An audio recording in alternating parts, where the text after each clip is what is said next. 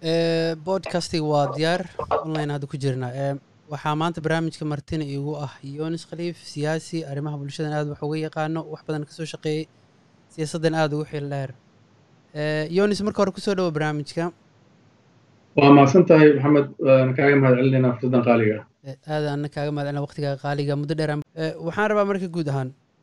waxyaabihii usoo joogtay muddooyinka ugu dambeeyay. aad iyo aad baa mahadsan tahay maxamed. waa su-aal muhiim ah. runtii marxaladaha Soomaaliya markii laga soo bilaabo 1991kii markii dowladdii dhexe meesha ka baxday, dabcan waxaa Soomaalida wajahday marxalado kala duwan. laga soo bilaabo shirkii Djibouti oo lagu soo doortay madaxweyne Cali Mahdi oo si ku meel gaar ah 2 sano loo soo doortay. nasiib darro dowladdaas ma aysan yeelanin inay hawsheeda gudato. isla markiiba waxay mudurbeen iska qabsi siyaasadeed oo markaas carcarta qabay oo ku salaysnaa siyaasad ka duwan waddankan ku cusub oo qaab jabhadaysan ah. jabhadahaasu markaas salka ku hayay qabaa'il. markaas isla markiiba waxay keentay inay meesha ay isqabso weyso, dowladdana ay socon weyso. taas marka meesha waxaa ka baxday dowladda ku-meelgaarka ahayd adiga muddo 9 sano camal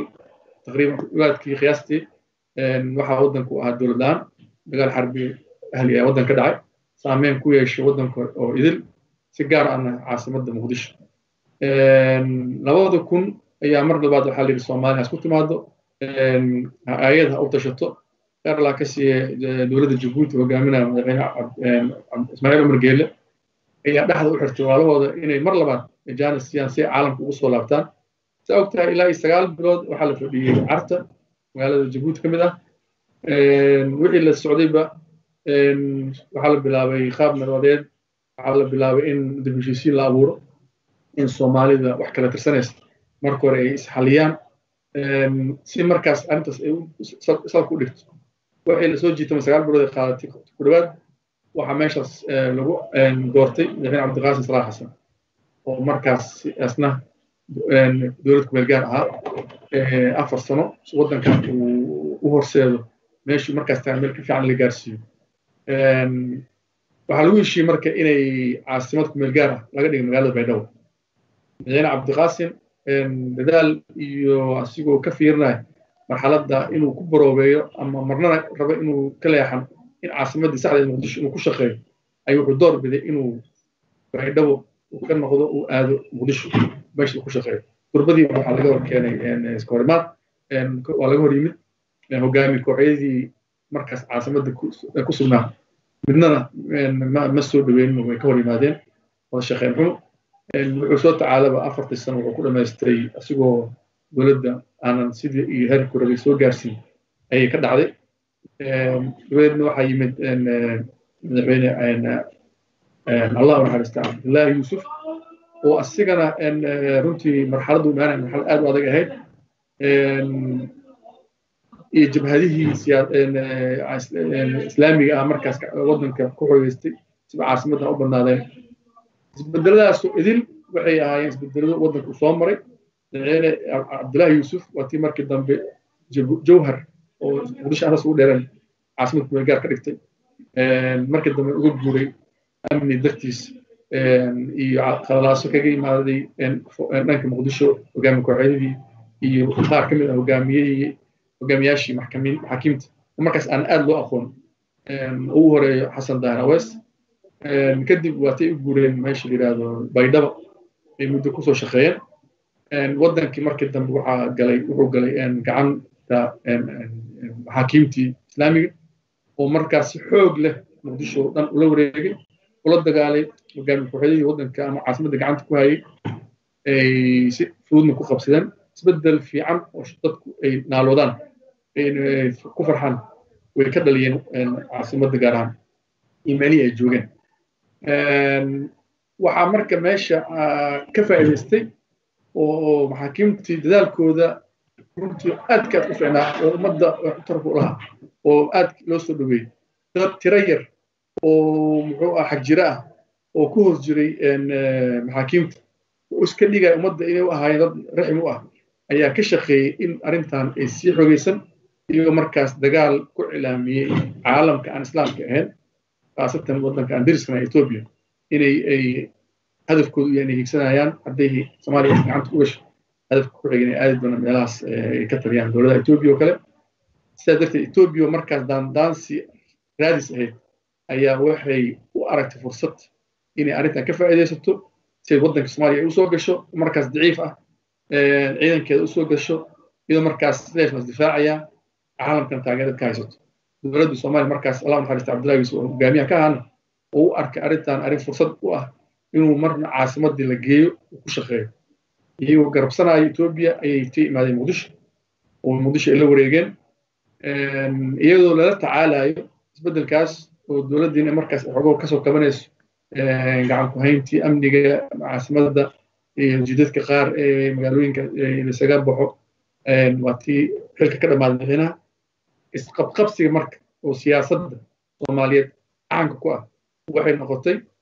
in ra'iisul wasaare iyo madaxweynihiisa ay shaqadooda dhamaysan waayaan marka laga soo bilaabo madaxweyne Cabdiqaasim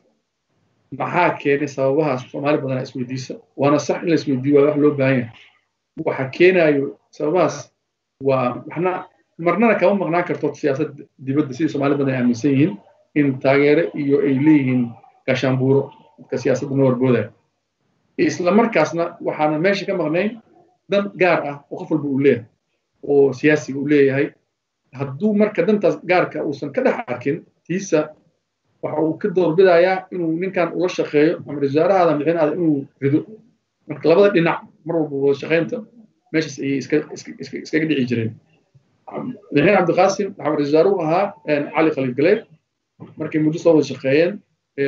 termkii 4 sano ahaa 2 sano ku dhow soo wada shaqeeyeen waa tii ay isfahmi waayeen Allah u naxariisto Xasan Abshir Faarax ayaa ra'iisul wasaare laga dhigay Xasan Abshir sidoo kale muddo markuu shaqeeyo madaxweyne waa isfahmi waayeen maxaa la keenay Maxamed Cabdi Yuusuf oo asna ra'iisul wasaare noqday markii gaabsiga ay taageed dowladda madaxweyne Cabdullaahi Yuusuf asaa ku yimid isqabsigii ra'iisul wasaare sidii u socotay waxa ka dheeraad marka caasimadda Soomaaliya madaxtooyadii qaranka waxa dhex degnaa oo si cad dhex degnaa amarkan dadka badanaa siinayay saraakiil ka socota waddanka Ethiopia oo markaas awood waddanka gacanta u galay haddii la jeclaan lahaa iyo haddii la nacbaan lahaaba madaxweynayaasha ama hoggaanka qaranka danta bidaysa markaas oo kale inay yeelaan ama awaamirta uga imaanaysa Ethiopia waayo walaalkood kale Soomaali ah ayaa dhinac kale taan qoray haysto leh kuma rabi kuma aqbalay marka saas darteed waxay keenaysaa madaxweyne kastoo imaado inuu door bido sida uu gacanta ku dhiga ammaanka cid alle ciduu kala shaqeyn karo inuu kala shaqeeyo taasaa marka shacabka Soomaaliyeed waxay tusaysaa filin ah inuu qofkan soo hogaaminayo dad cadowtimo dheer Soomaali kala dhaxaysay diris noo ah dhulna nooga maqan yahay ilaa hadda dadku aaminsan yihiin laakiin siyaasadda dadka ku jira ama hoggaanka noo hay ma arkayaan arrintaas waxay arkayaan sidii xal ku helnaa amnigan gacanta ku soo gashanaa cid kastoo ay ka helaan gaashaanbuurna way la raacayaan sidaas darteed madaxweyne Cabdullaahi Yuusuf Allah u naxariisto waxaa ra'iisul wasaare u ahaa Cali Maxamed Geedi professorka markay muddo soo wada shaqeeyeen runtii bilowgii hore waxay ahayd dad aad isu fahansan ra'iisul wasaare awaamirta madaxweynaha ku shaqeeya meelaha madaxweynaha uu u diro si toos u taga ka soo shaqeeya isu dayay inuu isu keeno dadka ka horjeeda siyaasadda dowladda laakiin nasiib daro may u suurtagelin ra'iisul wasaare Cali Maxamed Geedi sababo jira awgeed muddo kadib waxaa yimid khilaaf asiga madaxweynaha waa la kala aragti duwanaaday siday ahaataba waxaa mar kale geeyey motion madaxweynaha laga geeyey ra'iisul wasaaraha saas waxaa ku baxay ra'iisul wasaare Cali Maxamed Geedi waxaa yimid Allah u naxariistay ra'iisul wasaare Nuur Cadde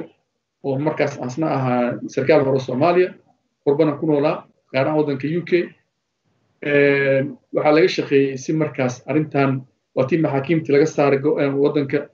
gobollada ay gaareen ilaa Kismaayo xadadka ay aadeen waa tii Shariif Sheekh Axmed markaas ahaa guddiga fulinta ee maxaakiimta isku dhiibay Maraykanka oo Nairobi Kenya la geeyey saas darteed siyaasadda dib ugu soo laabtay waa tii la aasaasay Jabuuti shir ka bilowday dowladda iyo guddiga dib u xoreynta oo Shariif Sheekh Axmed ku jiray hadalkii xaggaas ka bilaabay رئيس برلمانكي مركز شريف حسن شيخ آدم ومركز دال بدن أصلا جلي جهدي سيد دولة iyo mucaarad kale isugu soo dhaweeyo tii Jabuuti laga bilaabo kulan kadib loo guuray Asmara ku sugnaayeen mucaaradka intiisa badan xasan daahir awees shariif sheekh axmed allah naxariista cumar xaanshe aadan oo markii dambe noqon doona wasiirka amniga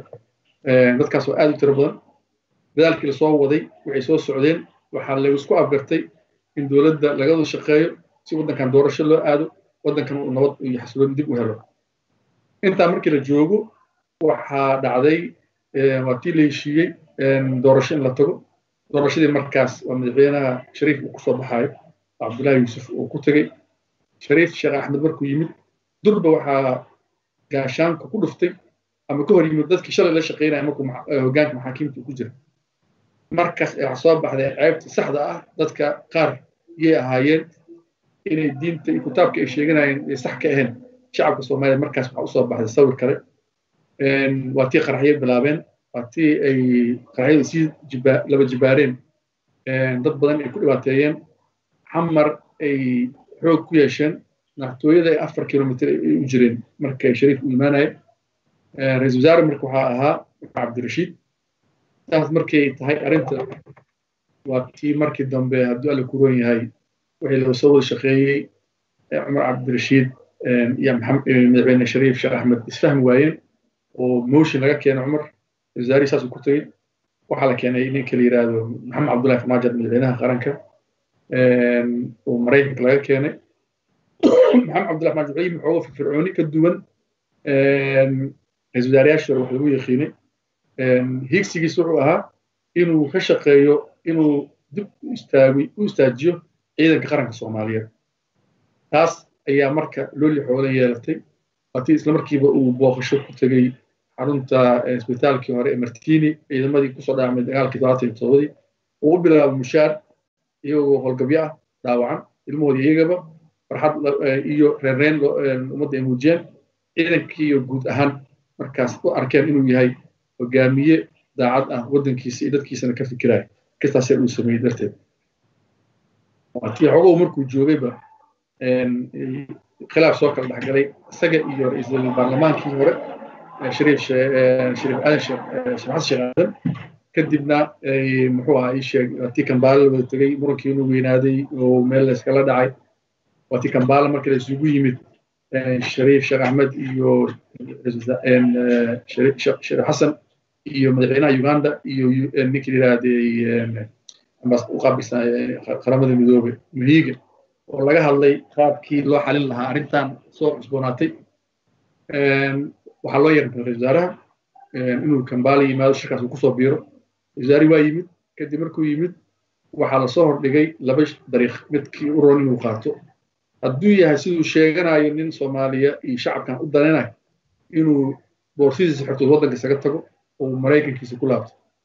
haddii uu ka weecdaba ka hor yimaadana taladaas inay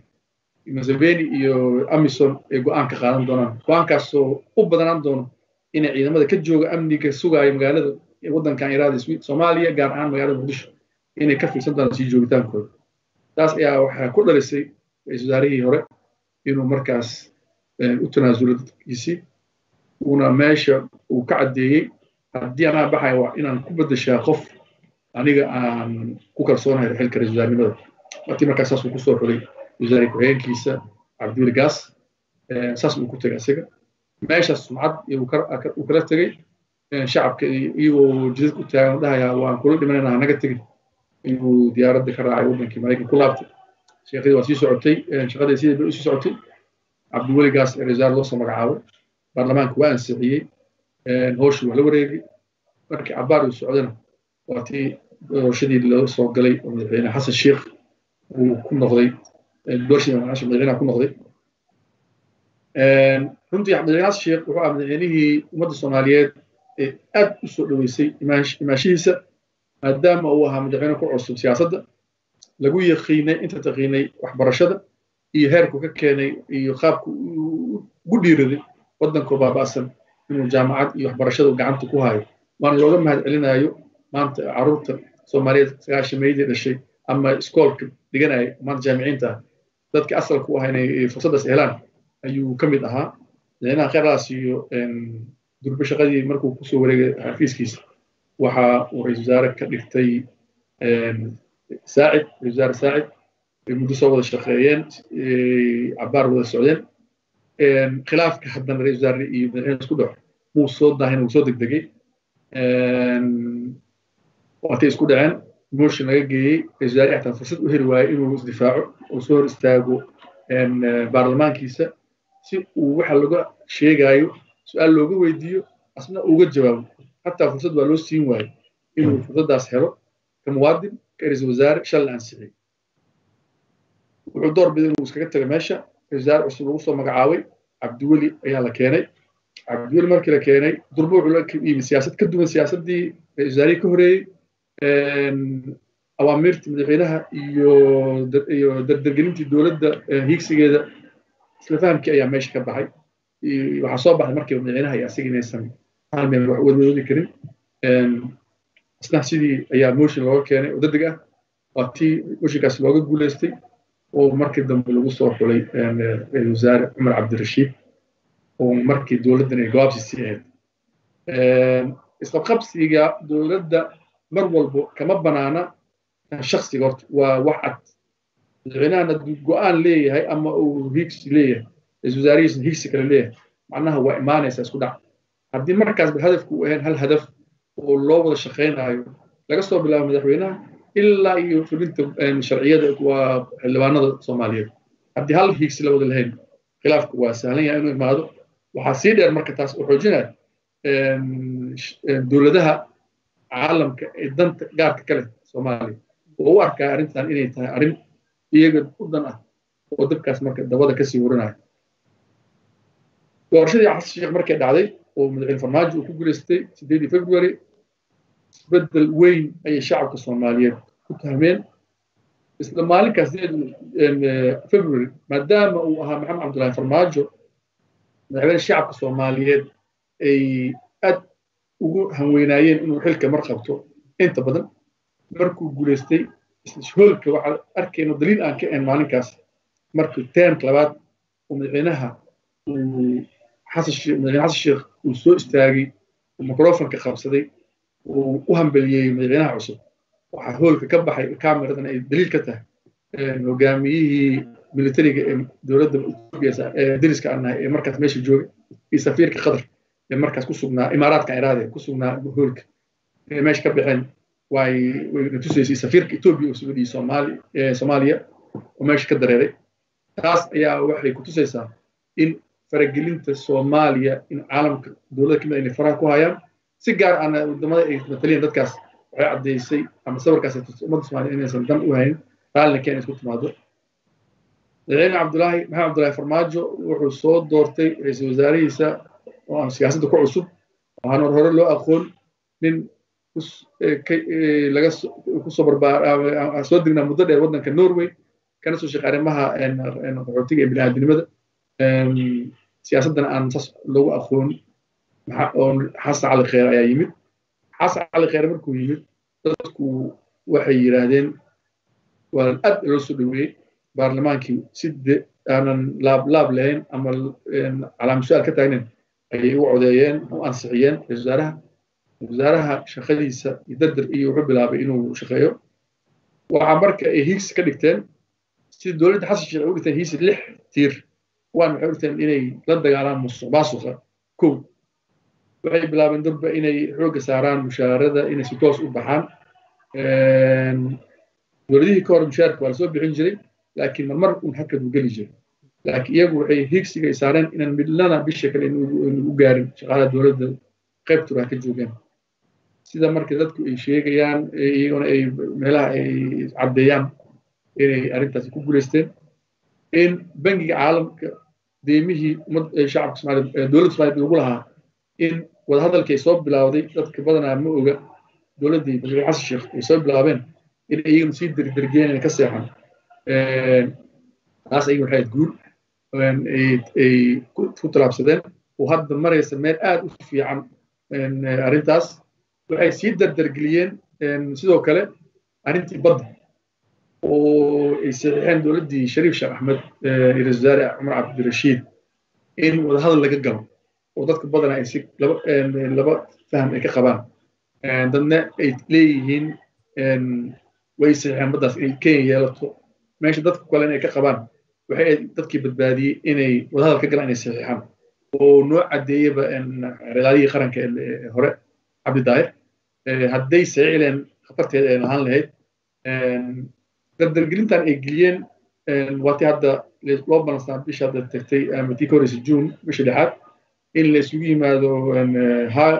waddanka holland si arrintii loo soo afjaro laakiin cudurkan caabuqee adduunka saameynta ku yeeshay ayaa dib u dhac ku keenay maxkamadaas ma qabsoomin dowladda marka maxamed cabdullaahi farmaajo iyo khayr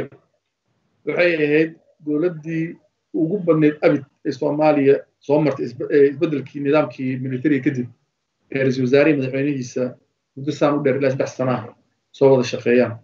waxaa dadka marka aad u fajiciyey waana la yaabna leeyahay marka runta laga hadlo markii madaxweynaha iyo ra-iisul wasaaraha ay yimaadaan bilaha sanooyinka ugu horeeyay xogo macquul ah soo wada shaqeeyaan ma habboona in maanta uu istaago meel aan uu rabin qof soomaali oo jecel u noqdo inuu istaago horey hadda loo socdaa in tanaasul la sameeyana waa madaxweyne maxamed cabdullaahi farmaajo kalsoonida uu ku kasbaday shacabka soomaaliyeed badankeed taasoo kale ahayd marka ra-isul wasaare xasan cali khayr waxaan leenahay isna kalsoonidan uu sameeyey ama tanaasulkan uu sameeyey wuxuu ka kasbanayaa kalsooni ummadda soomaaliyeed uu ra-isul wasaaraha u ahaa una yahay ilaa hadda dhibka hadda meesha jira wuxuu yahay oo gudoomiye maxamed cismaan jawaari horaanta 2017 ka digay ma doonin uu yidhi asagoo markaas shir la leh guddiga doorashooyinka inaadna tiraahdaan markii la gaaro 2019 doorashada siday noqon doonaan ma naqaan ma ogin haddii aad ka shaqayn karin doorasho inaad waddankan gaarsiisaan sida hiisi u yahay qof iyo cod hadda noo sheega caalamka u sheegnay aan waqtigan aan dheeraysan haddii kale walaalayaal aan nu goynahe arrintan si sax loo galo 19 wixii waa inay caddaadaan taas ayaa waxay ahayd waxyaabaha ugu weyn jawaari gudoomiyaha lagu dhaliilay xilkan uu ku waayey sidaa ma noqon hadda marka dowladda waxaa ku soo biiray qaanuun ka duwan sharciga kumeelgaarka ee waddanku ku dhaqmo axdiga kumeelgaarka wuxuu leeyahay dowladda ra-iisul wasaaraha la ansixiyey haddii codka lagala noqdo ma loo magacaabi karo ra-iisul wasaare kale si kumeelgaar ah waa inuu xilka sii haya dowladdii baxday ilaa ra-iisul wasaare baarlamaanka soo ansixiyo uu yimaado qodobka 103 ee qaanuunka kumeelgaarka ayaa qaranka ayaa dhigaya taas ma dhicin madaxweynaha isla markii wuxuu iclaamiyey ra-isul wasaare ku-xigeenka howsha sii wado taas marka xoogahoo meelal badan ayay sharciga ugu hormaanaysaa maadaama soomaali ay tahay waxaan ku heshiinaynaa 4.5 madaxweynaha naftirkiisa ugu horey uu ku joogo booskaas 4.5 waxay noqonaysaa meel ka dhac inay madaxweynaha uu halkaas qof ra-isul ku-xigeen uu yidhahdo howsha waa inuu sii wadaa asagoo awooda inuu ra-isul wasaare kale soo magacaabo maadaama hadda waqti badan uusan harsaneyn taas ay dadku u arkaan inta badan in waqti kororsiga inuu meesha uu soo madaxweynaha hadafkiisu yahay waqti kororsi taas ay dadka badan waxay leeyihin daliil u ah madaxweynaha in waqti kororsi inuu rabo si madaxweyne ra-isul wasaaraha usoo magacaabi la'yahay ilaa hadda waana tan isweydiinayaan dadka xitaa maxaa la yidhahdaa yaan hadalkaa dilinay waana tan dadka inta badan isweydiinayaan ilayn maxaa kusoo beegaya xilli walba ra-iisul wasaare walba markii la burinayo ama markii bacdiisa loo daray aakhir dhammaadka maxaa kusoo aadinaya waayo kowga hore sidii xaaladii maxaa loo sameyn oo waa waxyaabaha dadka aad isku weydiin karaan waa runtaas dadka xaqi u leeyihiin waana sax waa arrin jirta meesha laanno ra-iisul wasaaraha haddii la bedelo kan imaan doona wax hadda uu qaban karo shaqo ra-iisul wasaare xafiiska uu ka qaban karaa aabayar runtii hal shaqo ayaa u taalo keliya ra-iisul wasaare imaan doona ilahay ha u fududayaan leeyahay halka shaqo u taalo waxay tahay waddanka inuu doorasho geliyo keliya waa in waddanka doorasho geliyaa qaabka ku gelin lahaana one man one vote meeshaan ma ka dhici karto hadda waqti hadda la jiro one man one vote inay dhacdo qof kastoo soomaaliya dimuqraadiyadda jecel ee ummaddan ehel u ah ayaa ku naaloonaya inuu mar codkiisa u dhiibto qofkuu rabo ama gabadhuu rabo wiilkuu rabo inuu yidhaahdo madaxweynaha qofkaana ii noqonaya codkiisa uu ku rito meel sanduuq ah qof kastoo soomaaliya ku naaloonaya laakiin xilligeed hadda lama joogo waxaan qabaa 10 sano iyo ka badan ayay u baahan tahay shaqo noocaas in laga shaqeeyo waxa waa laba dowlad iyo bar inay isku bedesho oo si sax uga shaqeysa hiisigaas uma imaan karto hal dowlad oo 4 sano joogto ma gaarsiin karto waddanka waa kala gogo'an yahay balcad iyo muqdisho ayaan lagu tegi karin amni adigoo nabad ah haddaad dowlad ama ka shaqaynaysa ama hay-ad u shaqaysa waana diyaarad araacdaa muqdisho gudaheeda ayaa amnigeeda boqolkiiba boqol ayna dowladda gacanteeda ku jirin nimankii nabadjiidka habeen walba dadku ku fidnayaan maalin walba canshuurtii ummadda ay ka qaadaan ay dabal canshuur bixiyaan marka saas darteed woman one vote xilligeeda hadda ma aha marka waxaa muhiim ah in laga shaqeeyo dowladda madaxweyne maxamed cabdullaahi farmaajo in ummadda u horseedo qof iyo cod hadda maahee alternative kale in waddanka uu keeno si waddanka marxaladda hadda joogto dadka durbaanka tumanaya ee raba inay sagaashanka dibka dagaal u celiyaan fursad ay u arkaan arrintan inuu gacanta u gelin waddanka mar labaad waxaan leenahay ummadda soomaaliyeed maanta waxay u baahan tahay in dowlad doorasho inay waddankaas ka dhacdo dowladnimo ayaa dadka deeqday marka dadka soomaaliyeed waxay diyaar u yihiin ama ay uga fadhiyaan dowladda soomaaliya boqolkiiba 99 in waddankan amnigiisa iyo xasiloonida gacanta ka bixin qalqal siyaasadeedna loo gelin waxaa xasuusanaynaa muddooyinka hadda ugu dambeeyey markii ra-iisul wasaaraha uu si official u caddeeyey inuu asagan xilka saas uga tegaayo in mucaaradka laftirkiisa uu bilaabo qaabka uu uga faa'iidaysan karo oo koox walbaba iyo qaabkeeda samaynaysa qof walba siduu durbaanka usoo kicin karo oo saa ka dhawaajisa xataa iyo cabsidii ugu jirta xataa dad qaarkood inay ku iclaaminayaan inay dagaal xataa dhacdo maxaa marka u yaala madaxweyne farmaajo hadda maxaa is leedahay haddii intaas uu ka tallaabo علشان تلابون كسدوق قدبو وقت كان دمات كان أي تاي يسن دعي كرينا وحيابا معقول قفي عض يسن نعن هذا شعب كم ديوان قشنو نظام كي برلمان كمر كورك هلا لمسو سمين maxaa u furan isleedahay farmaajo madaxweyne farmaajo gaar ahaan runtii waa nasiib daro in waddanka maanta ay weli ku dambeeyaan dad tiro yar oo halaag oogayaal ah ama halaag doon ah u arka dhibicda yar ee roobka ah ee khaldan fursad oo uga faa'iidaysanayaan iyagoo markaas buunbuuninaya khaladaad badan sheegaya kacsanayo horta qabiilka waa runtii horta wax aad iyo aad looga xumaado iyadoo maanta la joogo 2020 Soomaaliya la ogyahay waxay soo martay laakiin ilaahay xamdigiisa waxaa dadkaas inay tiro yar yihiin shirarkan hadda oo beeleedka ah oo ku soo xoogeystay waddanka gudihiisa runtii waa shirar naftirkooda qaarkood markaa fiiriso muhiim ah inay qabsoomaan inay laga tashto aayaha naftirkiisa hoos loo dhaadhaco oo laga tashto aayaha dadka walaalaha ah meelaha ay joogaan naftirkooda waxa waaye dadkii hal qabiil loo yahay haddana waxa waa dhibaato la kala tirsanaya shirarkaas beeleedka ah runtii aniga waxaan u arkaa hadduusan siyaasadda lug ku lahayn inuu yahay shirar loo baahan yahay waxaa laga qabtay hiiraan waa laga qabtay mudulood ayaan asa u dambayso madaxweynaashii hore iyo wada joogeen oo runtii dad badan ay u arkeen maadaama 3 madaxweyne waddanka soo maray ay hormuud ka ahaayeen in laga fiiri meelo qalad way jirtaa laakiin hadafka mawlacaas loogu qabtay waxay ahayd in dadku isku wareysto in dadka aayahooda ay ka tashtaan si markaas wixii xurguf ay beesha dhexdeed ka jira in looga gudbo wanaag iyo walaaltinimo haddana waxaa meesha ka marnay maadaama siyaasiyiin madaxweyneyaal hore waddanka usoo maray ay joogaan inay ka dhawaajiyaan waddanka marxaladdu maanta ku sugan yahay iyo walwalka ay ka qabaan hayarka maanta waddanka uu taagan yahay meeshas ay ka direen signaalo ay ugu baaqayaan dowladda iyagoo codsanayo waddanka dan ay u tahay in doorasho uu aado taas iyada muhiimad weyn ayay u leedahay ummadda Soomaaliya meel kasta joogaan waa laga dhihi karaa madaxweynayaashaas hadlay maadaama weli ay siyaasadda hami ka leeyihiin inay loo arki karo inay orkacsi ka tahay laakiin waa mas'uuliyad dadku dhan ay sugayaan dowladduna ay mas'uuliyadda kow ay qaadanayso inay dowladda waddankan ay doorasho ay geyso iyada maanta dowlad ah iyada waddanka maanta gacanta ku jiraan gacanta maadaama waddanka hadda ugu jiro ayaa looga fadhiyaa inay waddankii ay gaarsiiyaan doorasho maalinna ayna ku darsoomin si markaa dadka malaynaysaa macquul ma tahay inay dhici karto ani ahaan haddii hadda aan istiraado maskaxdayda ka shaqaysiiyo xilligii waxaa la joogaaba oo xildhibaanayaashii soo dooran lahaa madaxweynaha inay caddaadaan haddii xilligeeda hadda lagu jira bisha agost inay sidii lagu soo xulay kii ugu dambeeya aan dhahno 11 odayaal ay soo xuleen xildhibaaniyada agost inuu xildhibaanka uu beeshiisa uu ka helo taageerid iyo kadibna oktoobarna la doorto guddoonka baarlamaanka kadibna bisha february madaxweynihii qaranka uu tartankii loo galo taas waxa ka dhan waa 5 bilood iyo xoogaa marka waa adagtahay aad ay adagtahay marka taas waxaa cad in dowladda ay rabto darsiga ay rabto la sheegayo inay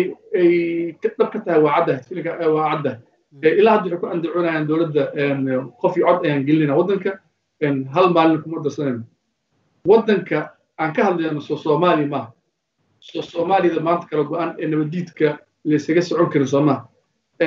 qaab noocee ayaa lagu gaarsiin karaa qof iyo cod waa su-aasha meesha taale dowladda la raba inay ka jawaabto waayo waddan markii uu doorasho u gelayo ummaddana ay wax dooranayaan ammaankooda in la sugo waa muhim meeshaan ammaankeedu waa adag tahay madaxweynihii qaranka waddankiisa markuu meel tagayo 6 saac ka hor sii xiraya amnigiisa meeshuu tagayo macdala meel ummad isugu imaanaysa masaakiin ay wax ku dooranayso taas waa nolol hadda aanan diyaar u ahayn annaga markaan Soomaali nahay waa la dhihi karaa si kale loo dhihi karaa in dhici karto doorasho cod iyo qof haddaan tan Afghanistan oo kale aan ka duuleyno iyo wax lagu heshiiyo way dhici kartaa doorasho qof iyo cod in maanta ay ka dhacdo haddii ay ku heshiiyaan axsaabta xisbiyada dowladda maamul goboleedyada in ay lagu doorto meelahaas amniga gacanta ku jira 100% ah doorashaha ka dhacdo haddii lagu heshiiyo waa wax heshiis oo ummadda horseed u wax lagu maamulo waddanka 4.5 aniga adigu hadda maanta diin la weydiiyo 4.5 sano lagu maamulo waxa laga yaabaa inaan ka simanaa ninaado may haddii ay Soomaalida la weydiiyo Soomaaliya federaal wax ku qabsato maanta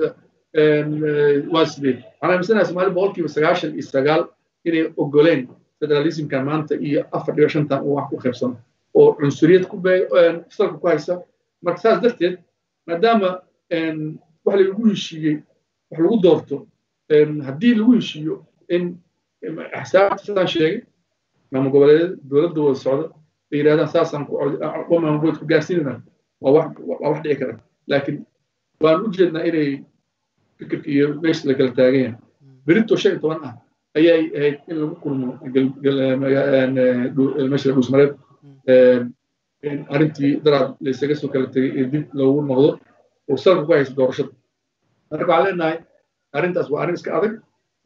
in qof iyo cod doorasho Soomaaliya ka dhacdo laakiin waxaan rajeynayno waaye dana ummadda Soomaaliyeed laakiin ma aha dowladda Maxamed Cabdullaahi Farmaajo madaxweynaha Maxamed Cabdullaahi Farmaajo dowladdiis ma tii gaarsiin lahayd 4 sano xira ugu dhiman waxaa la rabaa ka qaban doonta asiga ama hadduu asiga ku soo noqon lahaa 4 sano hor leh kan ka sii qaadi doona 4 sano kala 8 sano iyo mid kale oo imaan doona laba sano markuu hayo wixii ka dambeeyay 12 sano oo waxaan ka hadlayno oo doorasho qof iyo cod oo intaas laga shaqeeyay jidadkii saxda ahaa ee siyaasadda Soomaaliya u baahan tahay in la shacabkii oo xalay laga dhaadhacsiin xataa waxa ay tahay qadar waa tirakoob inuu jiro inta qof codeynaysa meeqa rag meeqa dumar meeqa qaangaar codka yaa iska leh sidee lagu shuur garanayaa qofka inuu codeeyo waxyaabahaasoo idil ayay u baahan tahay in laga shaqeeyo wax hadda 4 bilood 5 bilood lagu keeni karana ma aha waa adag tahay qof walba uu fahmi karaa qaab ahaanta sida u socod waxaan rabaa Yunis hal mar inaad dib ugu noqono Xasan Cali Khayre markii arrintiisii dhamaatay muuqaalka ugu dambeeyay uu soo bandhigay uu ku dhahay aniga waxaan rabaa taariikh inaan ku sameeyo maxay ku walaagtay sawirkaas markaa muuqaalka daawatay maxaa kaaga baxay طبعا وسياسي وحلك أسرة وضن حلك كحجة أقصد أحسن كلوات جوجو وسهري هيكسي سنة رنتي وانين دليرة هيكسي سنة وعوي إنه النظام غيرها قرن كمرء لكن هدام وشعبك التنازلي وحوتوسا شعبك إنه يهاي هدبري بوسك ما أنت يجوا بوسك كسر يدوي ما إنه وصل مركي نقوم دونا بنا hogaamiye u turaya shacabkiisa u tanaasula haddii aan marxalada ay timaado waa siyaasiyiintu dhan taas way qabaan badanaa markii qofka uu hami leeyahay waxyaaba wanaagga ayuu dadka u sheegaa laakiin waxaan ka aragnay ficilkan ka aragno keliya aan jijiidka lahayn uu durbadiiba casilaad la soo istaagay asigoo ka maqan caasimadda ee ku maqan dhuusamareeb waayo wax xilka laga xayuubiyey si sharci dara'ana looga xayuubiyey khudbadiisana uu kusoo qaatay asigoo og in muxuu ahaa waxa sida xilka looga qaaday sharci dara tahay haddana uu u tanaasulaya shacabka iyo dalka iyo nidaamka faraha uu ka bixi waana sida uu sameeyay hadaanan ilowsanin hadalkaada kow markaasaa ka dhawaajisa xitaa madaxweyne farmaajo markii ra-iisul wasaarnimada laga xayuubinaya isagana saasoo kale ahayd waatuu ka tegay markuu soo noqonayan waa ogaa nairobi aan jooga laakiin muuqaalada markaan arkaya waxay ahaayeen waxyaabo aad u cajiib badan oo dadka sidii u rabeen in uu mar un madaxweyne noqdo suu calaashaan u kasbaday bulshada xataa waddadii oo kale inkastoo siyaasadda dhan iska khiyaano tahay waddadii oo kale Soomaaliya aad iyo aad waa sax shacabka Soomaaliyeedna waa bislaadeen intooda badan walow inta sharta ah ee ka muuqeeda la arki og yahay dabaqeedna maqli og yahay runtii shacabka Soomaaliyeed badankood waxay rabaan hogaamiye daacad ah caadil ah ummaddan u horseeda meesha maanta ay joogto meel ka fiican qof kasta Soomaali ah ay ficil ka arkaan sida hadda Xasan Cali Kheyre iyo farmaajo ay ka arkeen ra-iisul wasaaraha ahaa waa dadka noocaas oo kale tanaasulka ummadda tusaya waa shacabka Soomaaliyeed u baahan yahay hogaamiye noocaas aad iyo aad aan kaaga mahadcelinayo Yunis Khaliif waqtigaada qaaliga ah oo waqtigan dambe weliba ah oo fursad ah wax naga siisay aad iyo aad aan kaaga mahadcelinayo waan aadaan ugu qanacsanahay maxaa la yidhahdaa siyaasaddaada talooyinkaada iyo inta guud ahaan waxyaabaha soo bandhigto o dhan guud ahaan waxa u soo joogta aad iyo aad ayuu Yunis kaaga mahadcelinayo waqtigaada qaaliga